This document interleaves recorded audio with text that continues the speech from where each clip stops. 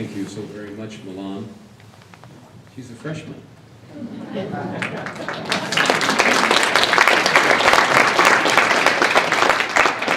Perhaps I should say fresh lady. Well, good afternoon. And thank you so much for coming. To all of the officers of the university, my host, the Soka Gakkai, to the leaders of the beautiful city of Boise, to our honoree. I am delighted to be with you, and I hope that you are delighted that I am delighted. When I looked out the window this morning and saw the snow, I thought, oh no. And then I remembered I wasn't in Atlanta. That everything would be just fine. I'm going to give you the short version of my speech so you won't be late for dinner.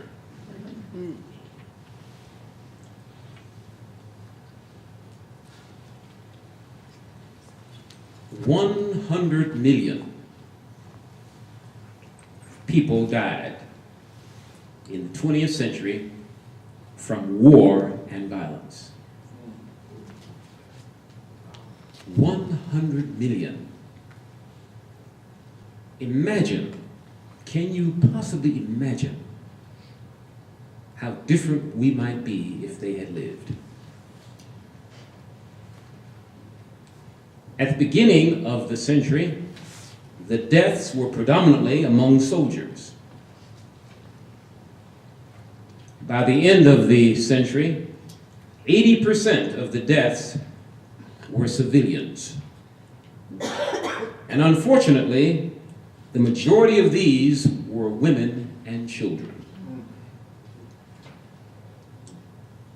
It may come as a surprise to you to hear me say that governments cannot give us peace. We must give peace to one another. And we must start with our children, teaching them nonviolence, said Gandhi. There is a great shift going on in the human consciousness. And we are now moving en masse from Homo sapiens sapien, which simply means being conscious that you're conscious. We're moving to Homo universalis, or Homo universitas, to becoming, to being universal humans. Being able to embrace the world, the whole planet.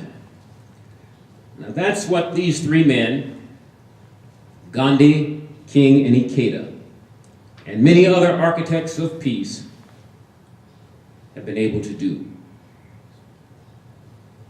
So the question for this afternoon is, can you love the whole planet and not just the regions? Or are you only capable of loving the parts of our world? Now the quotation, be the change, become the change, gives us some idea of the ground upholding the principles of nonviolence. Now just stop for a moment. Nonviolence is everywhere. Now let that just drip into your mind. Nonviolence is everywhere. Love is everywhere. Peace is everywhere. Kindness is everywhere. Except where you are blocking it.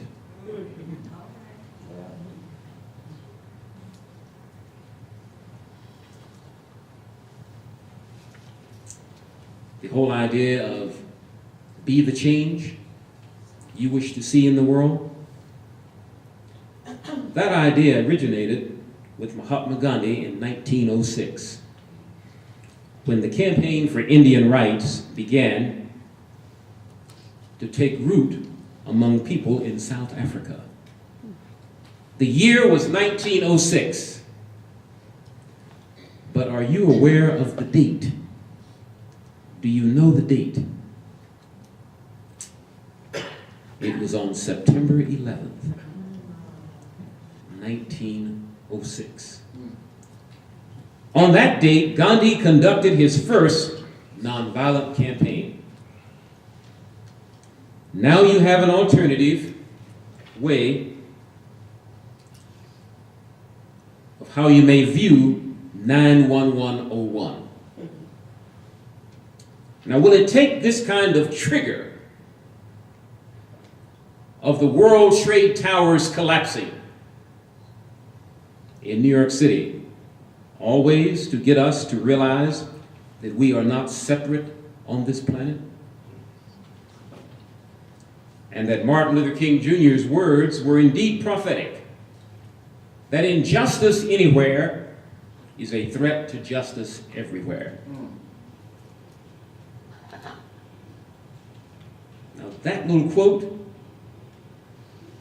is the evidence that Martin Luther King Jr. was a moral cosmopolitan. He was able to love the world, to identify with pain and with suffering everywhere, regardless of its color. Mahatma Gandhi, Dr. King, Daisaku Ikeda, they all believed that all violence does matter. And not just physical violence. Passive violence also matters. What is passive violence? Wasting resources, overconsumption, hate, prejudice, name-calling, silence, interruptions, arrogance, all seemingly innocent acts that hurt people even unconsciously.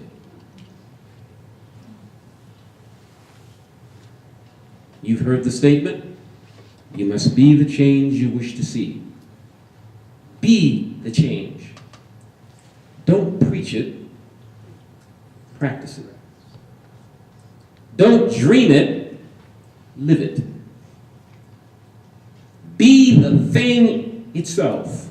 Don't give lip service, give life service. Don't politic over nonviolence. Download it into your biodata. Gandhi, King, Ikeda, an Indian Hindu, an African American Christian, and a Japanese Buddhist.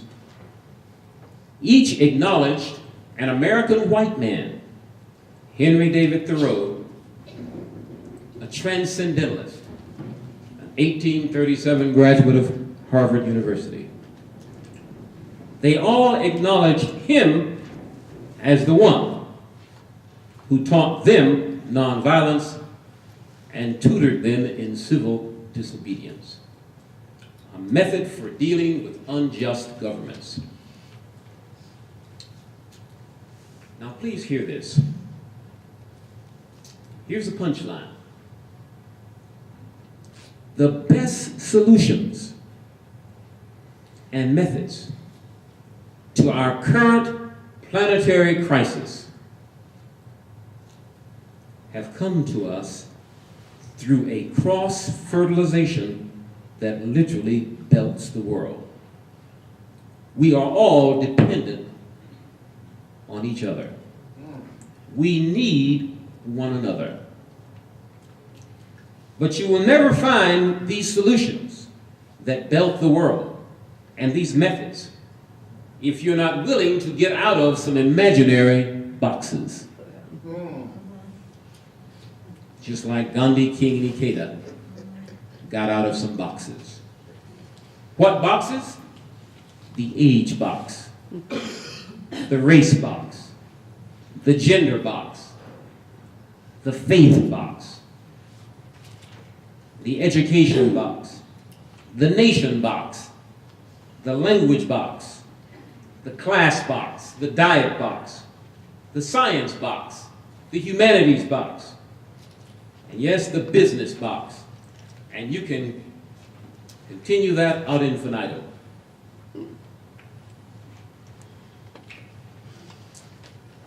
I said yesterday there's an African proverb that says, he or she who never visits or travels thinks his mother or her mother is the best cook.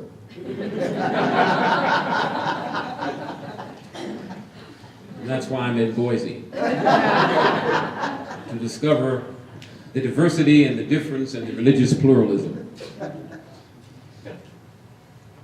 9/11/01 and 9/11/06 are calls from the universe that we are not separate. That is why I'm here in Idaho. It's why Dr. King and Gandhi and Dr. Ikeda traveled, because we have cousins all over the planet.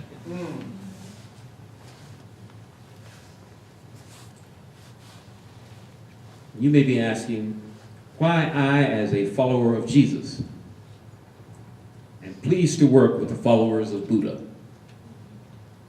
and Muhammad and Moses and Shiva.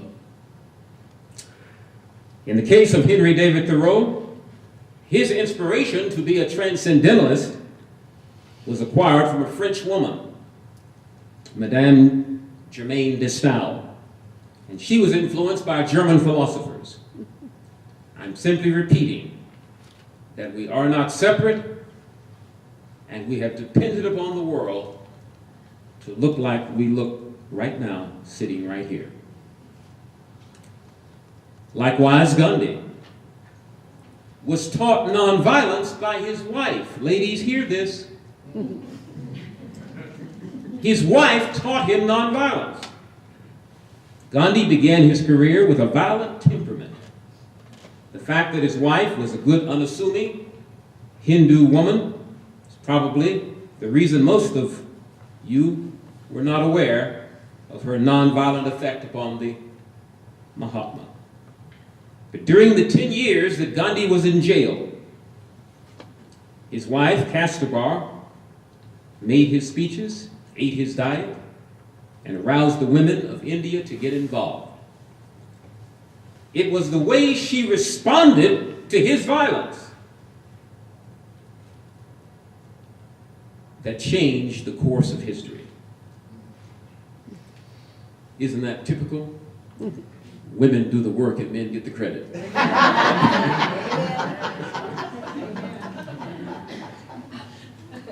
This is why we have the GKI exhibit just around the corner here on this floor, on your campus. Our ignorance will become increasingly costly. Our ignorance will become increasingly costly if we don't get out of the boxes. So in Washington, D.C., there is a war room in the White House that tracks clandestine activities, the threat of nationalized evil, and blueprints for war scattered around the world. but in the Martin Luther King Jr. International Chapel on the campus of Morehouse College in Atlanta, Georgia. And this chapel is the world's most prominent religious memorial to Dr. King. There, we have a peace room, which tracks peace and nonviolent successes, heroes and heroines of inclusivity, champions of justice, builders of community and social cohesion. We search for people who practice unconditional love, literacy, sustainability education, environmental education, peace education, and human rights education.